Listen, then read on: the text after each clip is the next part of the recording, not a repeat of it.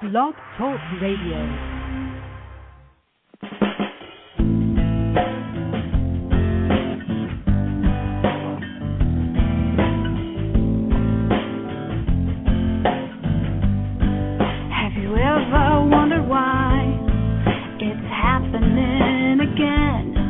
Welcome to MindShifters Radio with your co-host, the Forgiveness Doctor, Dr. Michael Ryce, and his wife, Jeannie. Michael and Jeannie share with you the wisdom of the ancient Aramaic internal process of forgiveness.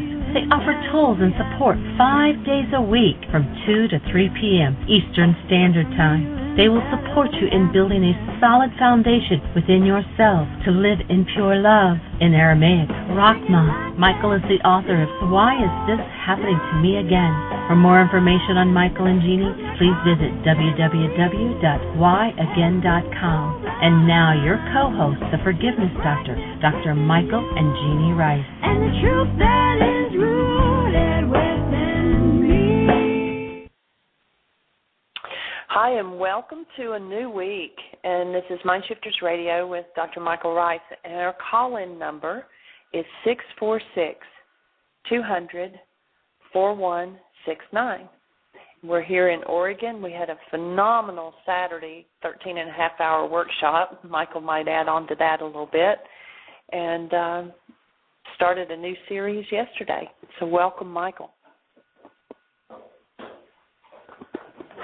Thank you, sweetie.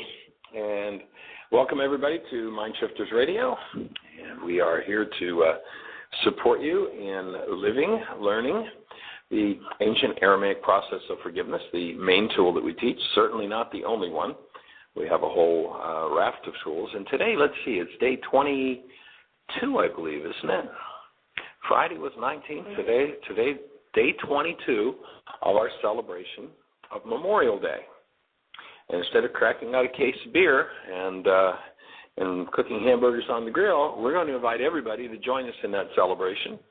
And our way of celebrating is to honor those who have been killed, who have been forced to kill, who have been injured, maimed, emotionally traumatized by just seeing the insanity that happens in war, and the people whose lives they touch when they come home, and the people whose lives they touch as they're in the field, because energetically everything that happens to those in war impacts those back home, those who they're connected with.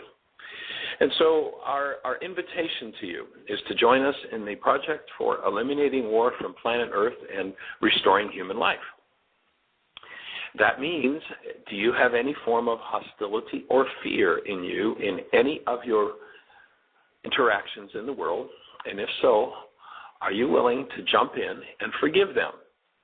That is, not forgive the people who you say make you angry or frighten you, but rather take responsibility if you have fear or anger, and apply the tool of forgiveness to your fear and anger. Not to the people around you, not to yourself, but specifically to your fear and anger to remove your fear and anger. That's the process of forgiveness. That's how the process operates. We've been told a falsehood. We've been told that forgiveness is letting other people off the hook for what's going on inside of us, which, of course, changes nothing that's going on inside of us. And our replacement for that is, if you are not familiar with the forgiveness process from the ancient Aramaic, it's the original form of forgiveness as it showed up on the planet. If you go to our website, www.whyagain.com, www.whyagain.com. On the right-hand side, you'll see a link that says Download Worksheets. First two items, an explanation of the forgiveness process from the Aramaic and how to do it. And the second item is the worksheet, which is the specific fill in the blanks. Here's how you forgive. And so we invite you to pick that tool up, put it to work in your life, and watch things change. You will, with that tool, remove every form of hostility or fear that's ever been in your bloodline. Every form of hostility or fear that shows up in your family systems, in your work life, in your church life, or wherever it happens to be. You're going to disappear it if you use that tool. And when we disappear that individually and collectively, we're going to eradicate war on planet Earth. What a way to honor those who've been murdered, forced to murder, et cetera, et cetera, et cetera. So here we are to hold the space, and everyone that's been touched by that, which of course includes 7 billion people on the planet.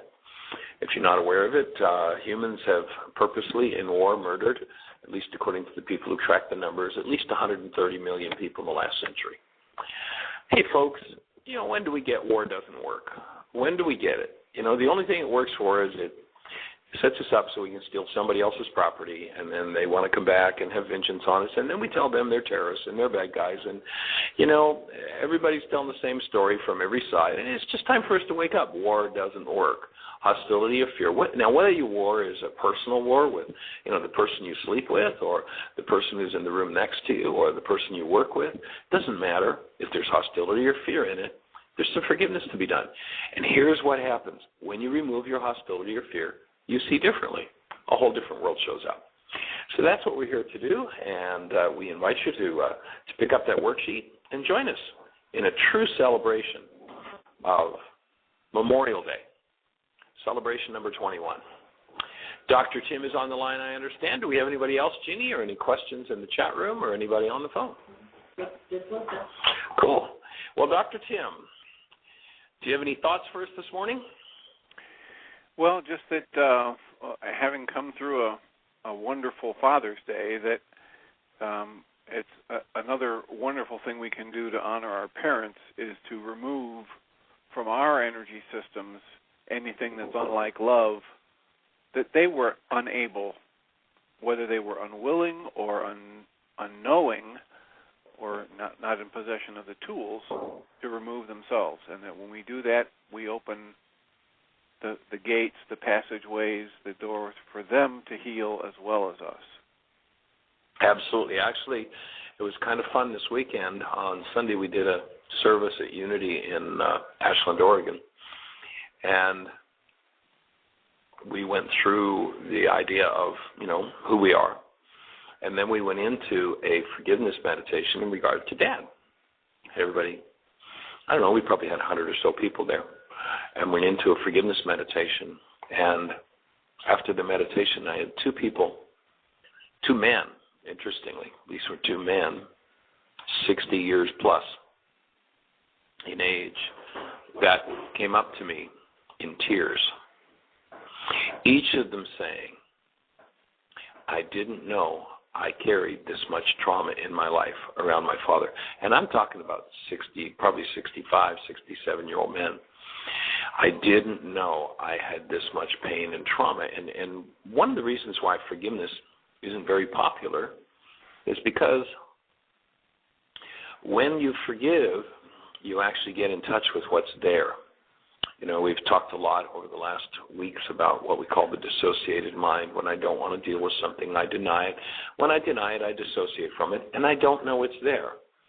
When you first start pointing out to people what they're carrying around inside of them, their first response is usually, well, if that were true about me, I'd know it. Well, no, that's not so. That's why we call it the unconscious or the dissociated mind. So it was really awesome to have these two men come up, at different times within a very short period of each other, and share with me, one of them just totally broken down in tears, sharing with me what had happened, what the atrocities his father had committed against him. And they were pretty, external, physical abuses kinds of things, pretty horrific. And it was awesome to be with this gentleman who's probably 67, 68, who for the first time in his life is facing that and moving it out of his field. It was just awesome. What a privilege. What a privilege. And so, yeah, I agree with you, Tim. The same thing. We could actually celebrate Father's Day and Memorial Day. Maybe we'll create a cumulative celebration as we go along. We'll do Mother's Day. We'll do Father's Day. We'll do Memorial Day, and we'll do Secretary's Day, and we'll do Employers Day, and we'll, because until we start to forgive the traumas in us around any experience, we're going to be locked into that. It's just time to get done with it, and here we are getting ready to get done with it. Well, and it's very powerful because, as you talk about in the codependent to interdependent process, and you bring in one of the admonitions from the Ten Commandments to honor your father and your mother, and how powerful it is, and how much more important it is to hold true to that commandment if your parents have been caught in the trap of non-being and have acted abusively toward you, it is imperative that we honor them, hold that space of love, and extend that to them so that we can heal. Yes. Yeah, honoring, for everybody on the planet, there's a standard in the law, and that is you maintain a human life. You keep the condition of love active in you. And there's that one group of people for which there's a higher standard, and that is honor. And in Aramaic, that means bring your being, love, into behavior toward them. And when you do, as that energy passes through you, you get to heal. That's why they said, and they understood the physics. This is physics and physiology, which I find so awesome, how they understood it. As they said, live this, honor your father and your mother. The more terrible they were, as you say, Tim, the more important it is that thy days may be long upon the earth. You get to heal yourself, and so that's awesome. Tim, we've got a caller on the line. Let's see who our caller is and what they've got to say. Area code 904. Hello. Hello. I really like your show so far. 904. And where are you calling from? Jacksonville. Jacksonville. Well, welcome, Jacksonville. Your name is? My name is James. Dan. How can we support you, Dan? Well, I really like the show so far and how you guys are talking about how it's complicated to keep love everywhere and stuff, and I support that. But something a little more difficult is how do magnets work? Say it again. How do magnets work? How do magnets work? Well, yes, they work by the same principle as our minds work, actually. It fits perfectly. It's how energy systems work and the law of resonance. And literally when you get two fields that have a matching atomic magnetic structure, they create an attraction to each other. They create an interactive energy. Because on an energetic level, everything is connected. So when you find things that have matching fields, you get an attraction with each other. And, and the way that applies, it's a good question with the work that we're doing, because the way that applies in our human relationships is that if I'm sure that somebody else is the problem in my life and I'm enraged with them because they did this, I literally set up an energetic field that tends to support that continuing to happen in the relationship with them, and or if they happen to go away, I'll find somebody else to do it. I'll pull through that same magnetic principle. I'll pull somebody into my space to do exactly the same thing. And that's why forgiveness is so powerful, because when I go inside myself and collapse the field with which I resist and don't want this to happen again, I literally collapse, forgive, remove the field that draws it to me to happen over and over and over again. So the ancient Aramaic language is a physics language and a genetic language. When they said the sins of the fathers will be passed to 3 and 4 generations, they are passed energy. And through those energetic principles, in essence, the same principle as the principle of magnetism, we pull in whoever it is that's going to do it to us next. That was a really good explanation right there. Cool. Anything else we can do? Any other questions you have or thoughts? Well, how do you keep love towards somebody after they sin against you and make you mad? Do you just forgive? Okay. Good question. Excellent question. So my first thought would be that nobody can make you mad unless you've got mad in there. This is the principle of magnetism. If let's think in terms of tuning forks. I have a middle C tuning fork, and I hit it on the desk, and I put it in front of a second middle C tuning fork, and that second tuning fork starts to vibrate. If I hit a middle C tuning fork in the desk and I put it in front of a middle A tuning fork, that middle A tuning fork does nothing. There's no response in it. So if I hold a field in my structure of anger, I literally am continuously setting up a magnetic field, an energetic field, that pulls somebody in who knows exactly how to touch me there and resonate my anger. I'd offer that's a gift. That's a gift the Creator gives us, because the Creator says, in essence, we could imagine the Creator saying, you know, I don't want you to be diseased and sick, so here's what I'm going to do. Wherever you defile your temple, wherever you put an energy that doesn't belong, and anger defiles the cell, defiles the temple, wherever you put that energy, you're in a process of decay. I'm going to send you somebody. There's going to be somebody through the law of resonance. It's not that the Creator sits up there and goes, well, I'll send Charlie over to see Bill. It's just built into the system. It's part of how the energetic system works. And so if I hold anger, somebody's going to show up who knows exactly how to, in my mind, make me angry. And all they've done is they've set up a resonating field that matches my anger. They were drawn to me through that field. And when that anger comes up, if I recognize that my anger is my own, how do I tell if it's my own? I'm the one who's feeling it. It's inside of me. Yeah. It is not caused by this person. It is resonated by this person. And so this person has given me the gift of the opportunity to learn forgiveness. I don't apply forgiveness to them. Forgiveness has nothing to do with letting other people off the hook. I don't apply forgiveness to myself. I apply forgiveness to my anger. That's what that worksheet is about on our website. So you might want to jump on there and pick up a copy of that worksheet and start to work with it, and it'll open all kinds of things for you. So I don't suggest you ever forgive anybody for anything. What you do is apply actual forgiveness. We've been taught that pardoning, in our world, we've been taught that pardoning is forgiveness. We've been taught that everybody else causes this stuff to happen to us and inside of us, and we're innocent victims.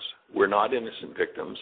We hold it in us, and that's what attracts person after person after person to do those things. And when they do, then I have one of two options. I can either blame them, look what they did to me, but it's okay, I'll let them off the hook, or I can own what's going on inside of me. I can go, I'm feeling this anger and this rage. Maybe it's mine. Let me go to www.whyagain.com, and on the right-hand side under Download Worksheets, let me download the first two links, an explanation of the forgiveness process and a worksheet. And what will happen is, as you do that process, you'll collapse the anger. It will disappear. There'll be nothing to forgive them for. And the worksheets will make it better? Say again? The worksheets will make it better? Yes, sir. Absolutely.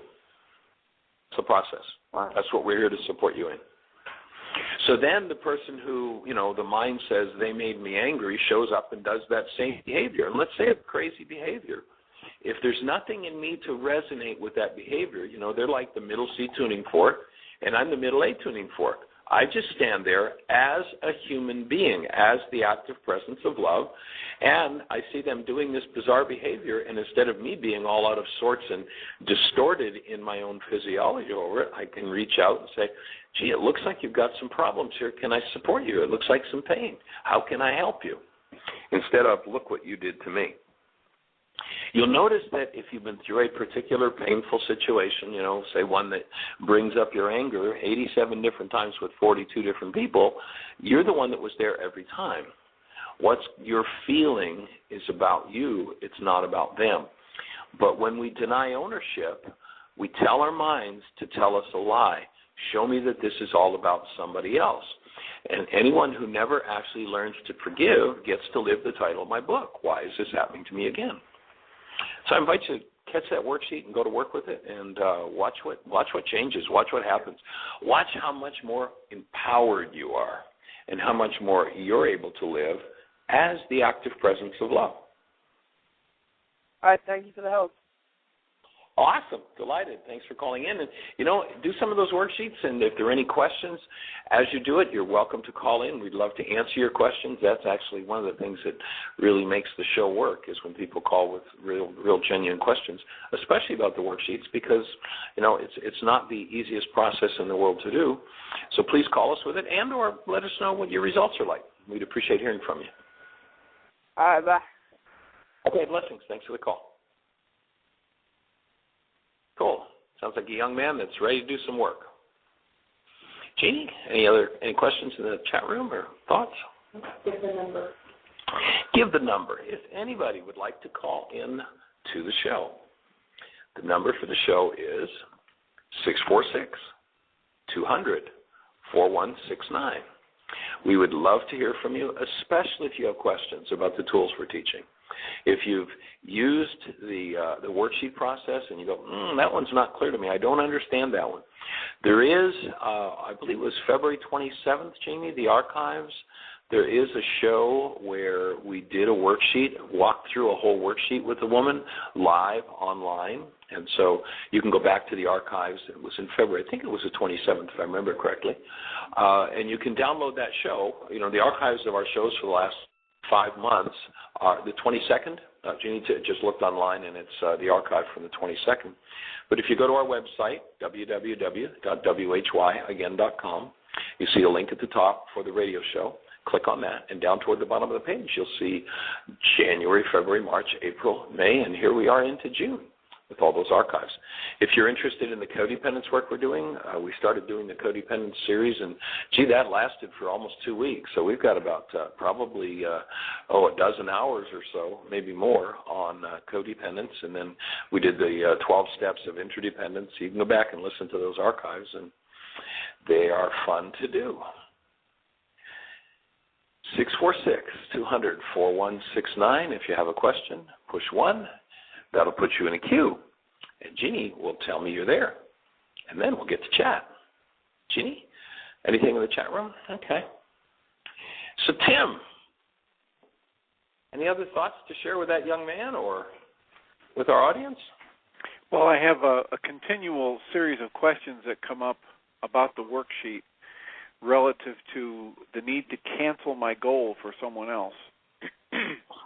And I was just in a discussion this morning with someone about that. The primary worksheet that we use in our support group is the 12-step. So the setting a goal for somebody else is on step 3. I think it's, or step 6. I think on the 7th step it's on step 3. But trying to get people to understand that if I hold a goal for someone else,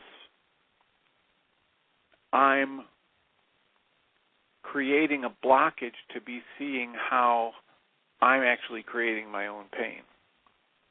And that the only way for me to remove that blockage to get access to the hidden parts of my mind is to cancel my goal for anyone or anything else to change. And that's a very counterintuitive process for most of us, the way we've been raised in this culture. Yeah, it goes against every fiber of the non-being mind, no question about it, but it is the absolute solution. And the reason it's the solution is because if I'm playing the game of you made me, and our whole culture's language is you made me angry, you made me sad, you made me afraid, with that language, I'm telling my mind that it's not allowed to show me the true root of my anger, my fear, or my sadness. And so I hallucinate. I see a picture in my mind of somebody else being responsible for what's going on inside of me. And that picture is caused by the content in my mind and is accessed when I load a goal for that person. So when I load a goal in my mind for somebody, there's some interesting Harvard research that says that in a time frame where 10,000 brain cells fire, the max amount of information that gets into conscious awareness is 9 bits. And so how does the mind, if you don't understand this whole process isn't going to make any sense, but how does the mind decide which 9 bits it's going to use out of 10,000? Here's what? Your goal. Your goal is like a driver. When you load that goal into the mind, that driver goes through the law of resonance and looks for everything related to that goal and takes the top 9 bits and fills the conscious awareness with it. And so with that top 9 bits and the conscious awareness, up comes a picture, and the picture is usually of somebody else and how they made me, And so we've developed this test. It's a pretty complicated one and not easy to apply, but it can be done. And that is, how do you tell whether or not something you're experiencing is yours or not? And are you experiencing it? That's all you need to know. If you're experiencing it, it's the content of your physiology. And when you cancel the goal that recruits data based in hostility or fear, you collapse the projection from those brain cells. You collapse the lie that your mind tells you that what's going on inside of you is the fault of or caused by something going on outside of you. When you collapse that lie, then you have the opportunity, perhaps for the first time in your life, to come in touch with the dissociated part of your mind. For instance, in our workshop, our Sunday service in Ashland on Sunday, the meditation that we did, we talked about who we are as human beings, as love, that if you hold a newborn, you know exactly what a human life is. Went through a whole flow of information, and then we did a meditation around Dad, being Father's Day. How do you really honor fathers, especially if they weren't so nice to you? The way to honor them is to forgive as to them. And it's interesting, those two words, as to, are missing with all the Greek translations that we're told, Yeshua or anybody else in the Scriptures says, forgive your brother. It doesn't say forgive your brother in Aramaic. There are actually those two little words in there. It says forgive as to your brother. So if your brother shows up, tuning fork, middle C, and you hold the same genetics, tuning fork, middle C, and he gives you the look and brings up your pain comes from the content of your cell, otherwise your cell wouldn't feel it. If he was truly the one with the problem, why would you have pain? And so when you recognize that you have a goal for him, maybe it's to speak to you lovingly, and he speaks in a harsh tone, that goal to have him speak to you lovingly goes to your file on being spoken to lovingly. And lo and behold, what are you likely to find? You're likely to find that Dad used a harsh voice, the same one your brother's using. And out of your file on Dad, you're getting to project that harsh voice and all the pain and maybe the beatings that went along with it and the grief and the sadness and the loss and not being honored as a human being. All of those things are in that file for many people, if they had an abusive father, on Dad. And so Yeshua would say to you, well, you're going to have to do some work on that file. In fact, you may have to forgive 77 times, 70 times to clean that file out. And as you cancel the goal, the word in Aramaic forgive is shbag, it means to cancel. As you cancel the goal, as you say, Tim, it's totally counterintuitive, totally against everything the non-being mind would believe, because we really believe the problem's out there. And so the reason the tool is backward is because our mind's got it backward. I'm feeling this because of you, is what my mind tells me, and the truth is I'm feeling this because it's in my tissue structure. My mind's got it totally backward. So it's pretty logical that it would take a backward tool to clean it up. So in the Aramaic language, the word forgive is shbag. It means to cancel.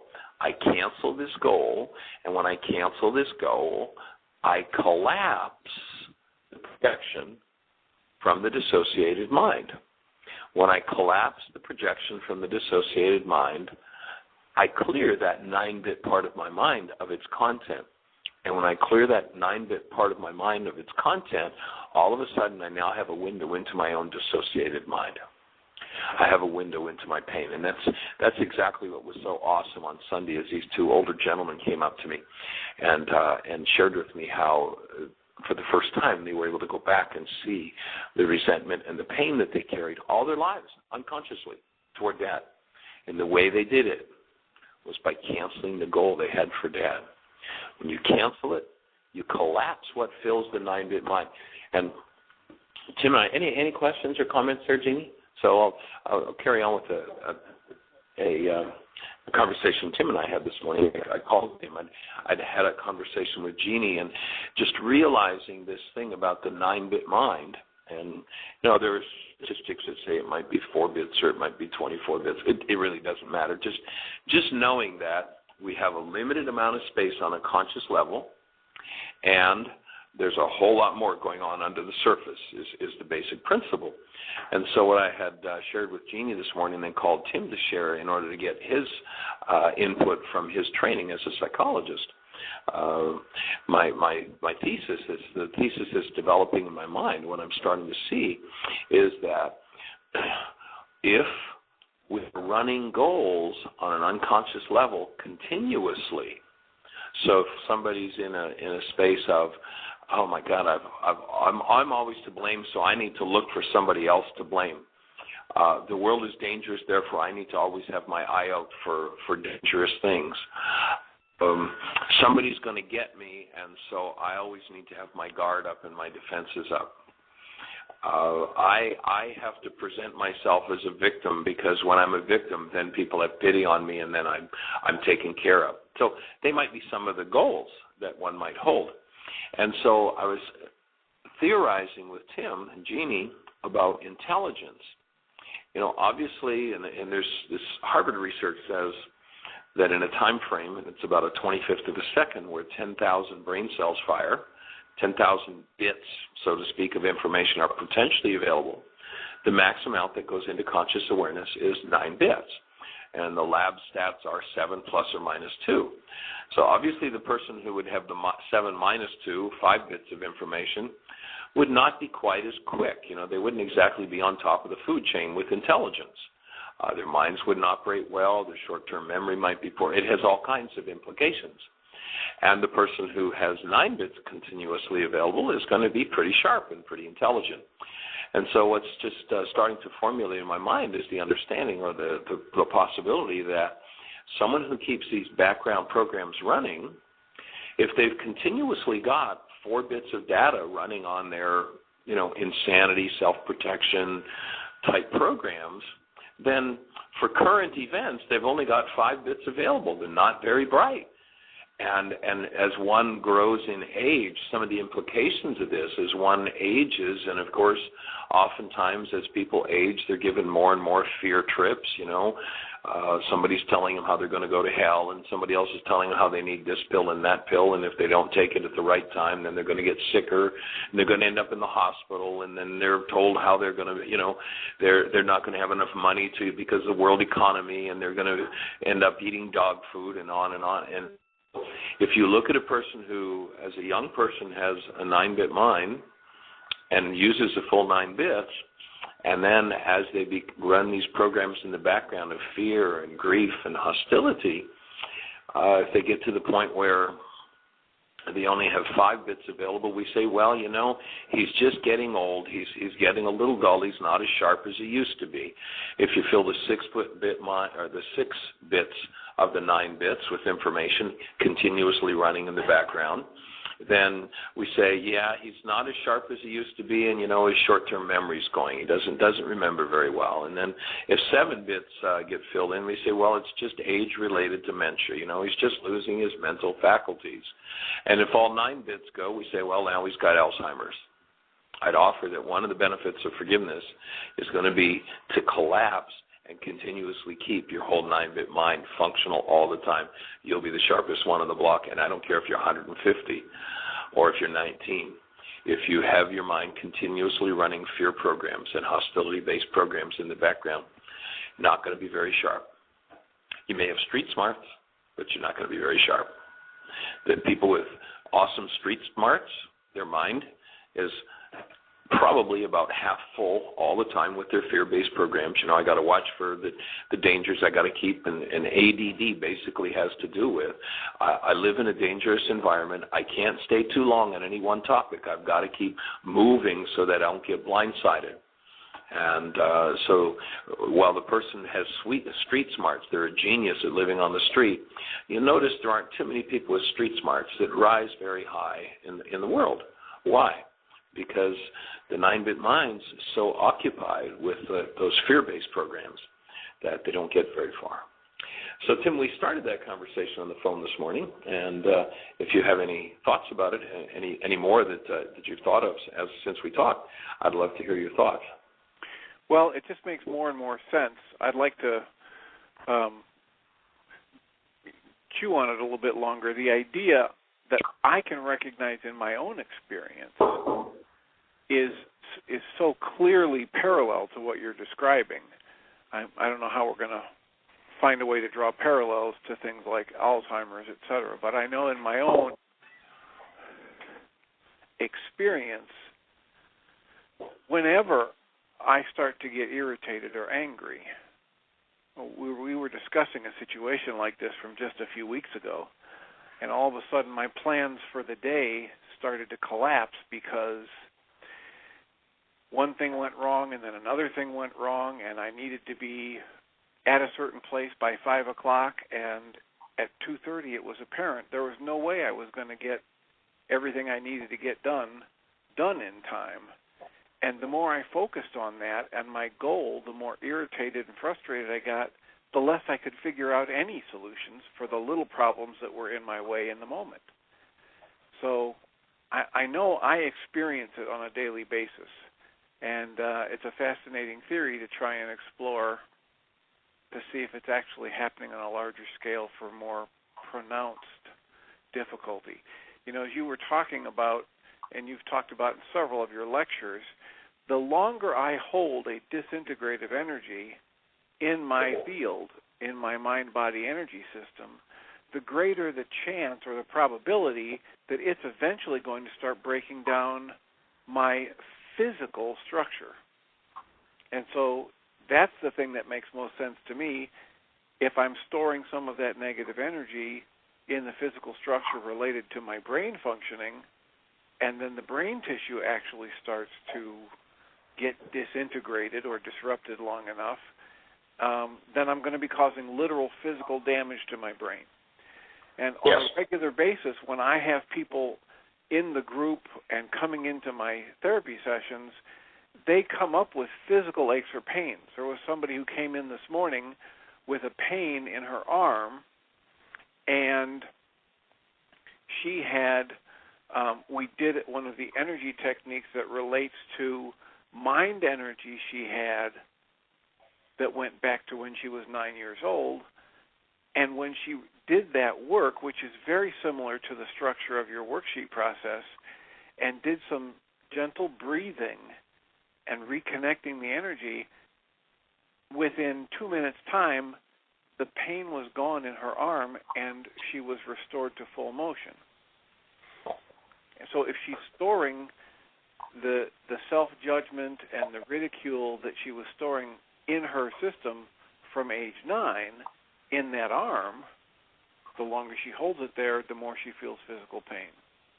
When she removes it or gets in touch with it, breathes through it, cancels it, the sooner she does that, the sooner there's a relief and a restoration of motion. So if you apply these observations that we make on a regular basis with people, from everything from knee pain to neck pain to rashes, it makes very good sense that what we're going to find out the more we explore this is that literal brain functioning is getting inhibited by this constant storing and denial and suppression of these angry and fearful thoughts.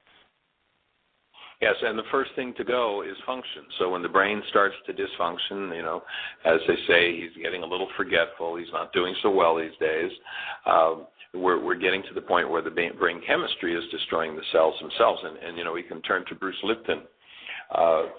We can actually turn to the ancient scriptures to find the principle, which we've been working with and teaching for about 40 years, but then we can turn to some of the latest scientific research. So in the ancient scriptures, they said, the wages of sin is death. Sin, by the way, folks, is not some terrible, awful thing we've done. It's an archery term. When you fired at the target, you miss the bullseye, the score could be able to sin, you're off the mark. When you put an energy that's off the mark into your structure, what happens is you store it in the cell, and the cell starts to fall apart. You get enough cells falling apart, and you die. It's got nothing to do with, you know, there's some punisher up there that's going to get us for our sins. It's built into the system. There's certain energies that support the system, and there's certain energies that don't support the system. If you engage in energies that don't support your system, then don't expect your system to function or stay around for very long. Now, let's come forward 2,000 years. Let's listen to Bruce Lipton, who just a few years ago came out with some awesome research. And what he's showing, I was actually first introduced to him. I was doing a television interview up in New York, And the interviewer asked me if I was familiar with the work of Bruce Lipton. I said, no. He said, well, you and he are doing the same work. And it's like, what are you talking about? A cell biologist doing the same work? You got to be kidding. So he gave me one of his videos. And I was just, the interview that he had done just a week before with Bruce Lipton. Here's what Bruce is showing. When you think a thought, you produce a molecule in your body called a neuropep-tide. That molecule circulates around in your structure until it finds a cell with a receptor site that matches. And that receptor site, that cell lands on the receptor site, and the cell replicates the neuropeptide chemically, and you're now living with the chemistry of your thoughts. So if I do hate, fear, anger, rage, grief, sadness, pain, terror, trauma, and I have to protect myself from all the people that do those things to me, I run that program continuously in the background. I'm continuously creating a disintegrative chemical structure within my cell. And then I start out with functional, dysfunction, and then I move into total function. I think that, and as I shared with you this morning, Tim, to me it's an awesome conversation to have, and I just, my mind just keeps moving forward and looking at all the places where it could happen. And of course, we try to keep our 9-bit minds as empty of other stuff as possible. One of the big benefits I would offer of forgiveness, if this thesis is true and it seems to apply, is that if you continuously forgive, you continuously keep your 9-bit mind cleared out, and it's all available. You're processing, it's kind of like a computer. If you've got a half a dozen programs open, runs pretty slowly. If you've got to keep defending, protecting, attacking someone, then, there's not much processing power left in your mind. But this also explains the situation of the idiot savant, someone who's functionally retarded, at least as far as people are concerned. And then you say, for instance, sit them down at a piano at the age of 4 and they play a concerto. What just happened? Well, my thesis would be that the person, when they sit down, in their lives, they're in terror and trauma, and so the 9-bit mind is continuously running, and so they can't function on anything else. They can't learn 2 plus 2 if they think that the next thing that's going to happen to them is that you're going to, put a knife through their heart. And, that might be the result of, say, for instance, a child in utero that, mom was sitting watching a television show where a child is murdered. And so here's this child in utero. The mother carrying a child is shocked by that thought. And the energy of that shock, that thought, goes through her whole field into the child's field. And now we have a child who carries that. And so you sit them in front of a piano, and there's some recognition of a piano, and all of a sudden, safety. All of a sudden, all that's been occupying the 9-bit mind about it being unsafe disappears, and this person is an absolute genius at playing the piano. And so it may also explain things in that direction. So it'll be a good conversation to continue working with and developing all the places that it might go. It'd be awesome to find somebody who's working in the lab to test some of these theses out. So, and Jeannie tells me we've got a hand up.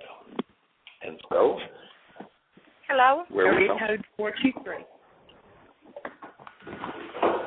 Area code 423. Who have we got? Where are you calling from? This is Deborah from Tennessee. Well, hi there, young lady. Yes, ma'am. Hi. How are you? Glad to hear your voice. How can we support you? Well, I don't know if I'm going to say this correctly, but in Him I live and breathe and have my being. Absolutely. That's where we're designed to live. That's where my offering would be we're designed to be conscious of that. Unfortunately, most of the world doesn't know that in love we live, move, and have our being. But we absolutely do, and when we let that rule our awareness, life becomes a whole other awesome experience than living without that awareness. So I'm certainly 100% in agreement with you. I breathe and tell Jeannie I love her. She knows I will. did. This is the first time that I have listened to this program. But it will not be the last time, I promise you. Take a big breath. I am. I'm breathing. Yeah. I'm breathing. Okay. Absolutely. And it's not going to be long before we're there, and we'll get to see you, and maybe we'll get to take you through some full breathing work that is just so awesome in moving out the pain that keeps us out of the awareness that we're in the presence of love continuously. I know that I am. I mean, I've heard you talk to Dr. Tim and, listen to everybody else that was talking today, but I was not raised that way. Came from a house of love. I come from a house of love. I come from a family of love.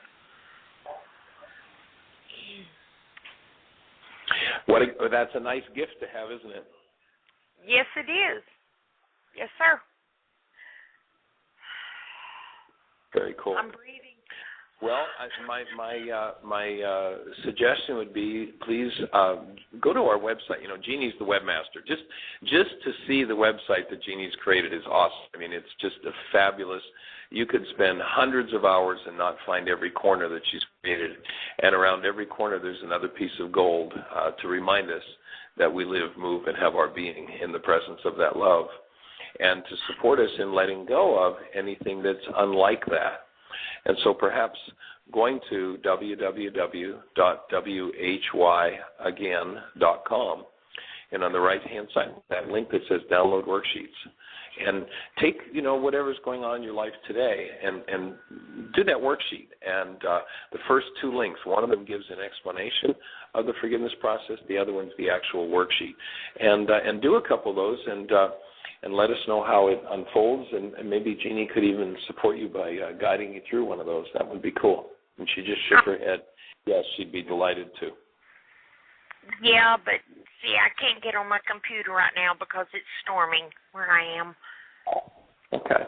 Well, we'll hold the space that the storm will be over soon, both literally and metaphorically, that the storm in your life is over soon, and you are back to the full presence in every cell of your structure with the love of God. That's our vote for you.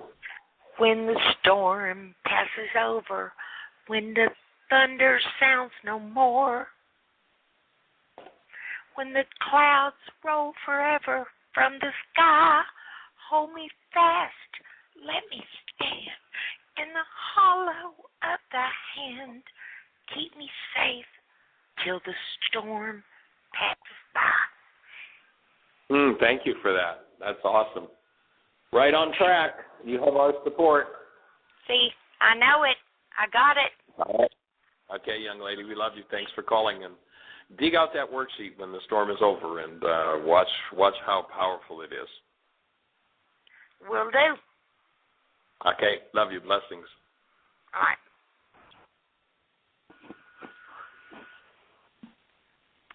Michael? Yes, sir. I have one more point that came up in a discussion this morning about the worksheets, and that is, in the long worksheet, we're asked to have a loving thought about the person that we think is causing our pain, and then a loving thought about ourselves. And the person that was asking me about this was having difficulty because he's heard a number of your lectures where you talk about the total perfect love of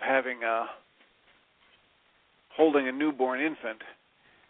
Right. And he's had such a traumatic past, both in his childhood and as a veteran, that he keeps drawing a blank when he tries to think of that perfect love.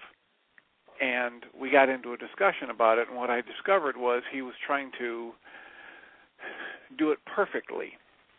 And so I suggested that he doesn't have to imagine the perfect love of the innocent child. He could simply take any time in his life, recent or distant past, where he had a good, warm feeling, where he did a good turn for someone and it warmed his heart, or someone came to him and thanked him for his years of service because he was a veteran and because he's been involved in different treatment programs and counseling people.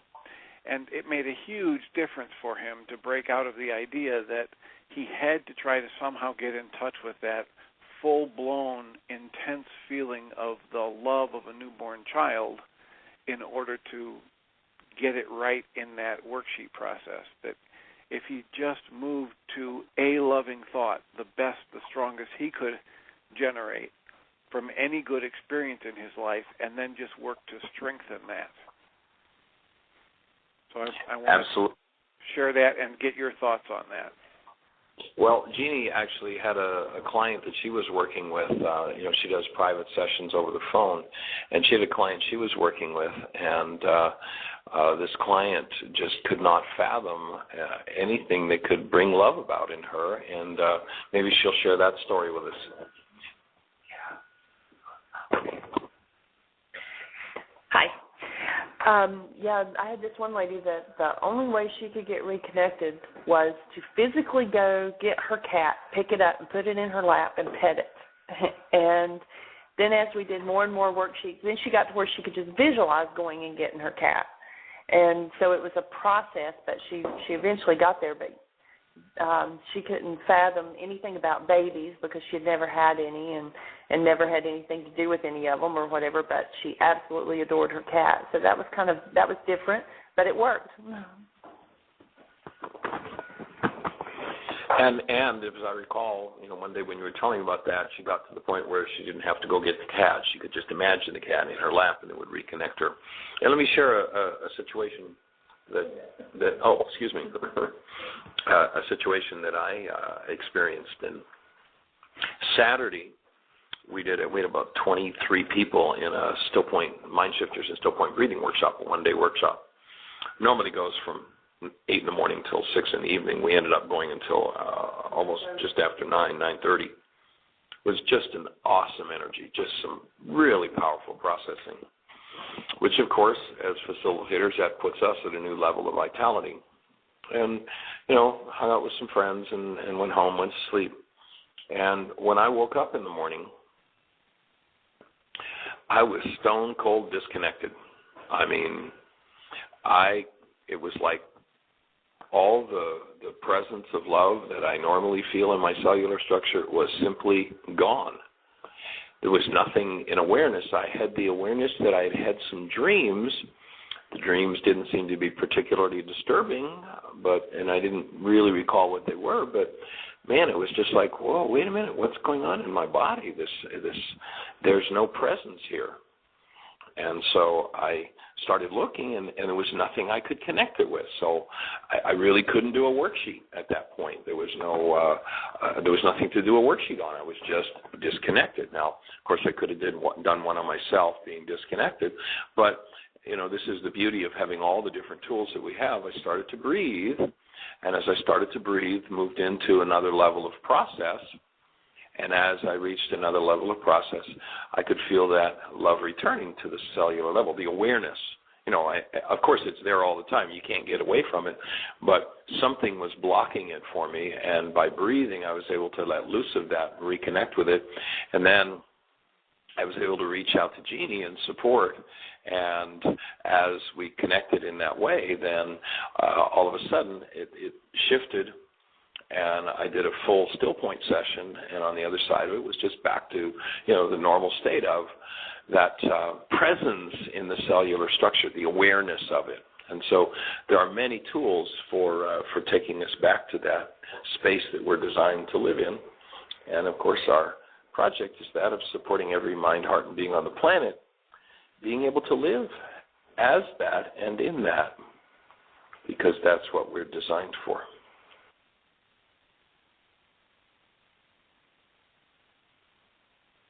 So, Jeannie, any callers, any questions, thoughts on the line?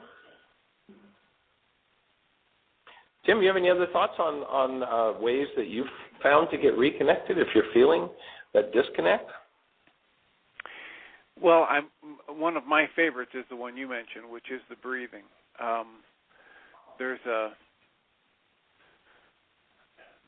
thing about learning to trust that breath work for me that for years it was difficult for me to do, but over the past 8 or 9 years, as I've had greater success with it simply through practice, I just have total confidence that if I just slow down and breathe, whatever needs to get worked out will get worked out. So I encourage people to find whatever breathing exercise or pattern or practice they can. There's a work from The Way of Mastery that talks about making your home in the sacred breath, realizing that that's one of the best ways to connect to that creative energy. So, well, actually, in Medford, Oregon tonight, we're doing the workshop Empowered to Heal, and in that workshop we tap into the Aramaic Beatitudes, and you just repeated verbatim what the Aramaic Beatitude, the first Beatitude is, and it's interesting to watch how the Greek translations feed it to us, because what the Greek translations say about that beatitude is, "Blessed are they who are poor in spirit, for theirs is the kingdom of heaven." Now, these are words supposedly spoken by a man who, on another occasion, says, "I come to connect you to the spirit of truth." So now we're told to believe that we're supposed to be poor in spirit. And I've heard some interesting efforts by preachers to try to make sense of that. And a little fly speck, and one of the ways we know that the Aramaic came before the Greek is that there are so many places where there are mistranslations that are just like so far out of the realm of possibility that it makes no sense. So the word in Aramaic, home, if you add a simple little fly speck to it, it changes the translation of that word from home to poor. In the Aramaic, it doesn't say anything about being poor in spirit. What it says is, have your home in the eternal forces from God. Yours is the kingdom of heaven. And by the way, in the Aramaic, the kingdom of heaven means the community of love. So if we actually live, and you know, they speak of it, or the translation there says poor in spirit. In Aramaic, it does not say God send out his spirit. It says God send out his breath. Our direct connection to the love of God is in the breath. And, you know, I've done still point breathing work with people. I actually created that about 25 years ago when I was in Atlanta, maybe 30 years ago now. And the still point breath is a way to tap into directly that flow that comes from connecting to the whole breath, holy breath, the complete breath. And as you breathe through, and you watch people when they're in trauma and they cut themselves off from the breath, they don't breathe. They're disconnected from God. Jeannie has a cool story about a conference she was at where this Hebrew-speaking man shared what the word breath means in their language. He said it was actually not pronounceable, that the name of God was like just breathing. And so then he asked the question. He said, so when we are born, are we alive because we have taken our first breath, or because we first spoke God's name? And when we choose to pass, is it because we take our last breath, or because we quit speaking God's name? And so every breath we take, it's bringing that breath of God just through us and in us, and tapping into that power. And so we're here to support everyone on the planet really, truly understanding those ancient Aramaic teachings of this awesome man named Yeshua. He's popularly known as Jesus, but his name was not Jesus. His name was Yeshua. And to understand fully, completely, and in an awesome way, integrate the actual teachings that the man gave us, and it is fabulous. Especially that tool of forgiveness. I promise you that if you will use that tool of forgiveness, that reality management worksheet on a regular basis, you will be about creating the best year yet of your eternal life. You will open the space for your whole bloodline to do the same. It's awesome. Thank you for joining us. Bring a stranger with you tomorrow. Thank you for listening to MindShifters Radio with the Forgiveness Doctor, Dr. Michael Ryce, and his wife, Jeannie, who present that internal Aramaic process of forgiveness. Michael and Jeannie are here every Monday through Friday from 2 to 3 p.m. Eastern Standard Time on Earth Angels Radio. For more on Michael and Jeannie, please visit www.whyagain.com. That's www.whyagain.com.